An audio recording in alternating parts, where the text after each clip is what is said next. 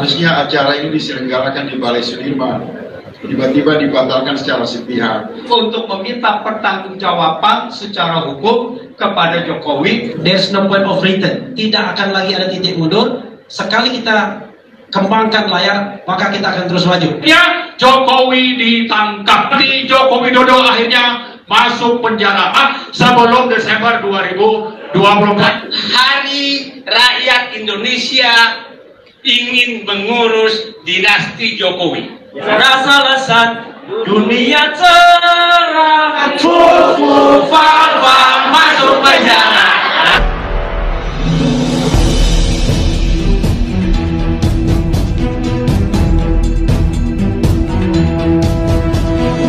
Saya Yani Muhammad, driver online Depok.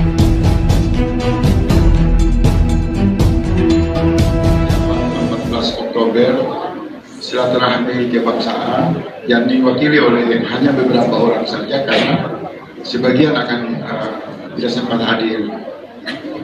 Saya dulu juga dalam perjalanan, sedikit lagi sudah sampai. Untuk mempersingkat waktu, saya akan memberikan saya selaku inisiator dan sekaligus ketua pelaksana acara 14 Oktober ingin memberi waktu mungkin 2 menit aja ya, 2-3 menit buat abang-abang semua untuk menyampaikan testimoni yang jauh yang lebih fokus pada persiapan acara 14 Oktober nanti pada hari Senin. Nanti kemudian saya simpulkan di ujung press conference ini. Intinya mengingat bahwa konferensi pers kami pada beberapa hari lalu dan sudah terlanjur undangan beredar, harusnya acara ini diselenggarakan di Balai Sudirman. Hanya seperti biasa, tiba-tiba dibatalkan secara sepihak. Oleh sebab itu, kami kumpul lagi untuk melakukan evaluasi dan penting untuk menyampaikan kepada publik bahwa kami tidak ingin melakukan tafsir politik atas keputusan Balai Sudirman yang membatalkan acara kami. Biarkan itu menjadi pendapat publik, menjadi perbincangan di WA group. Kalaupun ada yang berpendapat mungkin dikait-kaitkan dengan intervensi istana karena sebelum acara kami juga ada insiden yang dilakukan oleh sejumlah pihak. Maka kesempatan ini di sini saya mengajak semua pihak kita nggak usah melebar kemana-mana. Kita tidak perlu untuk mencari tahu siapa dalang, walaupun publik sudah tahu aktor premanismenya. Memang tanggal 20 harus meninggalkan istana. Jadi Pak Jokowi dan kawan-kawan, acara silaturahmi kebangsaan ini akan dilakukan secara apa adanya, mengalir, dinamis. Ini hak warga negara menggunakan hak konstitusi untuk menyelenggarakan forum kebersamaan anak bangsa. Semoga nanti setelah acara ini pindah ke Bidakara tidak ada gangguan dari tangan kekuasaan maupun pihak-pihak lain yang tidak senang anak bangsa berkumpul. Untuk mempersingkat waktu, mungkin dari beberapa narasumber di sini sebagai penyelenggara, saya mau dari Prof, kemudian Bang Refli Harun, Bang Marwan, Bang Roy, Bu Nur, Bang Adi Masandi, Bang Pas nanti lagi ya, Bang Ishak dan lain-lain. Waktu saya persilakan 2-3 menit saja supaya kita rampung untuk pesan ini kuat sampai ke publik menyangkut dengan insiden pembatalan sepihak oleh Balai Sudirman, dan kami tetap bergerak maju untuk melaksanakan di Bidakara. Dan mungkin ada penambahan pentingnya acara ini dengan tujuan-tujuan pertemuan para tokoh tersebut, baik dari perspektif politik, hukum, maupun isu-isu yang menyangkut penegakan hukum. Waktu dan tempat saya serahkan kepada Prof. Antoni Budayawan.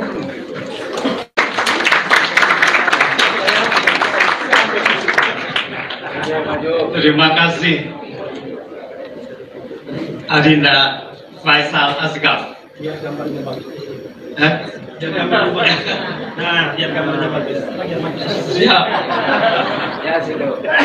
Agak sedikit malu-malu. Kita sedang nanti-nantikan kehidupan berbangsa dan bernegara ini selama 10 tahun ini hancur lebur. Dan hancur lebur ini adalah bukan karena ketidakmampuan, tetapi karena kesengajaan secara sadar. Mereka melanggar, Jokowi melanggar peraturan, undang-undang dan sebagainya. Mas Zaid.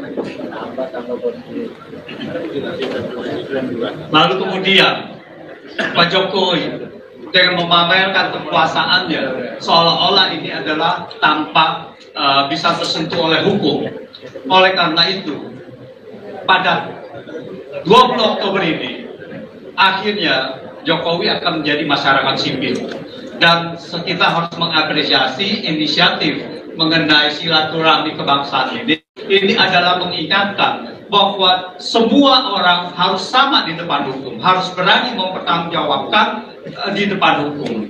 Nah, jadi ini adalah mengingatkan 14 Oktober adalah konsolidasi dari kebangsaan untuk meminta pertanggungjawaban secara hukum kepada Jokowi agar kehidupan bangsa dan negara ke depannya akan menjadi normal kembali dan mengikuti konstitusi yang sudah diacak-acak.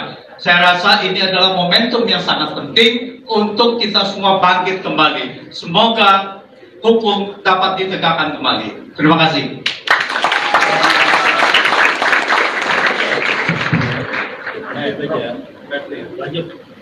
Assalamualaikum warahmatullahi wabarakatuh. Keren cerdas. Ya, kawan-kawan semua, tanggal 20 Oktober ini akan menjadi ujian bagi dua orang penting di Republik ini. Pertama, ujian bagi Joko Widodo, Jokowi alias Mulyono. Akankah dia masih bernyali untuk mengganggu acara seperti ini?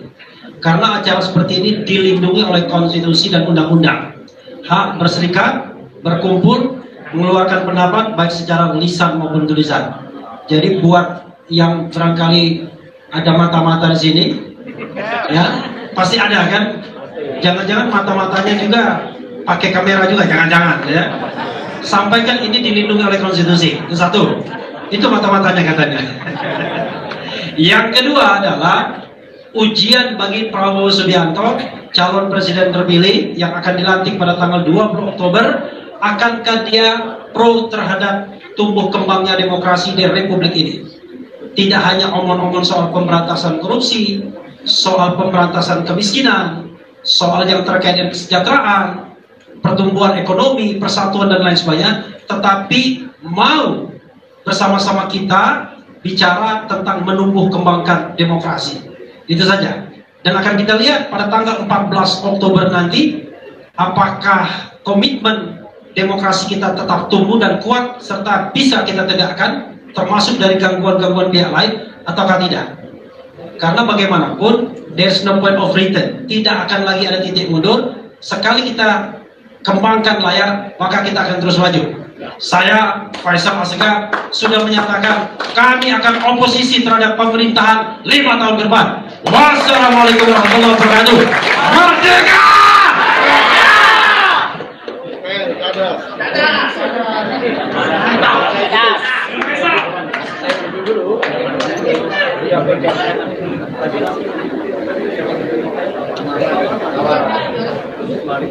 Ya, terima kasih. Bang Faisal sudah mengundang kami dari petisi 100 untuk mengingatkan saja bahwa bagi Jokowi dan antek-anteknya, petisi 100 sudah meminta pemakzulan Jokowi sejak bulan Juli 2023. Nah, ternyata gerakan ini makin ke belakang, semakin masif, dan rakyat yang mendukung supaya pemakzulan itu akan segera dilaksanakan atau harus dilaksanakan itu semakin besar. Maka pemakzulan itu sudah berubah kosakatanya tadi ya.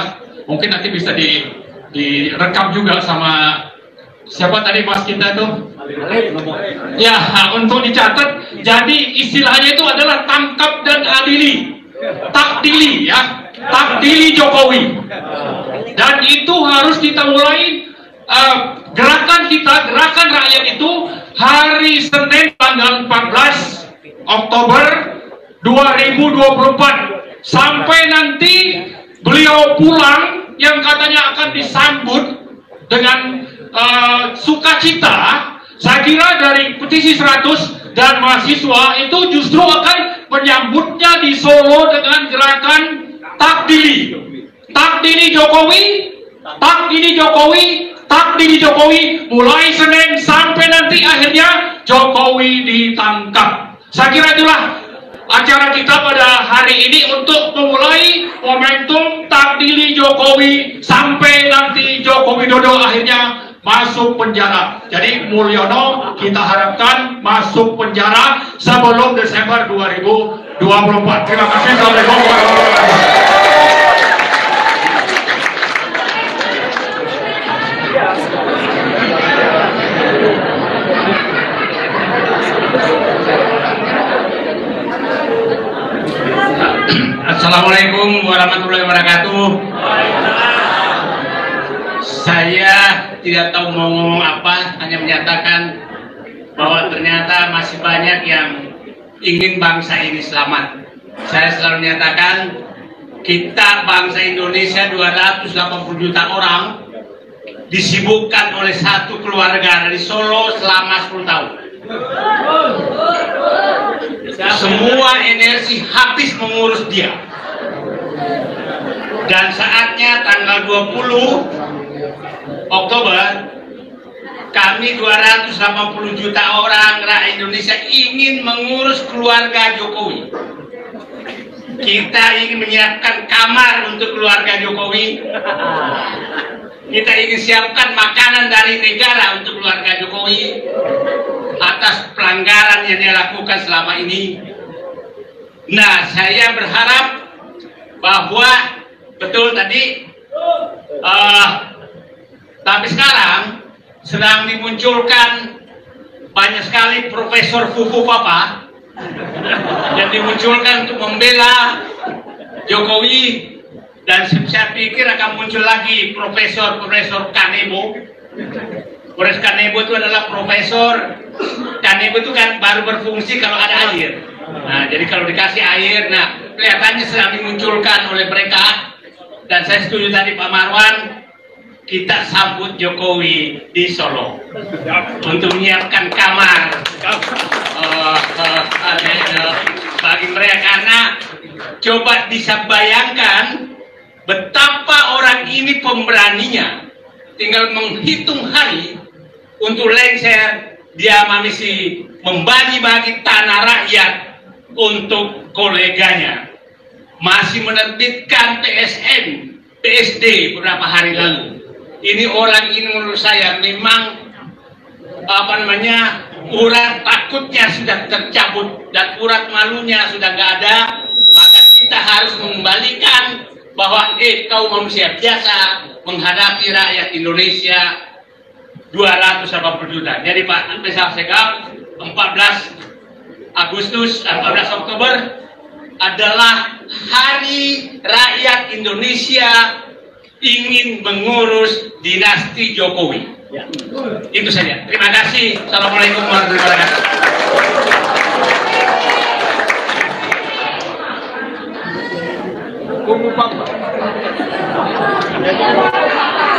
Terima kasih. Oh ya, kata Bang Refli, kita harus nyanyi dulu. Hidup sehat, rasa lezat, dunia cerah, fufu fafa masuk penjara. Ulangi ya. Rasa lezat, hidup sehat, dunia cerah, fufu fafa masuk penjara. Kenapa fufu fafa masuk penjara? Kata Bu Nur tadi saya dikatakan, Mas Roy itu kok tampak berat banget. Iya berat banget. Karena kalau kemarin saya yang gendong 1, sekarang saya gendong 2. Ini dua yang bikin keonaran, bikin berat. Ini anak-anaknya Mulyono. Ya. Yang satu ini, Gareng ini berani bikin kaos judulnya Putra Mulyono. Kita di sini semua adalah korbannya Mulyono ini. Nah, ini korbannya Mulyono. Jadi teman-teman semua, saya sedikit kritisi saya untuk Bang Said itu. Kalau Mulyono itu tadi jangan dikatakan dia urat takutnya sudah putus, Bang. Urat malunya iya. Ya. Tapi urat takutnya buat kita semuanya. Kita jangan sampai urat takut kita putus. Setuju? Setuju. Ya, jadi besok akan 14 Oktober. Itu ternyata justru sudah benar para bapak. Kita dipindahkan ke Bidakara. Bidakara itu kalau dari namanya, dua suku kata terakhir, Kara, itu kalau dibalik namanya Raka. Nah, jadi memang kita harus adili Raka Buming di sana. Ya, kita harus bikin Buming gojek-gajing, langit gelap. Indonesia harus diselamatkan dari perilaku Gareng Petro dan Petro yang jadi raja sekarang ini. Itu harus dihadiri dan kita jangan sampai putus urat malunya, urat takutnya. Terima kasih.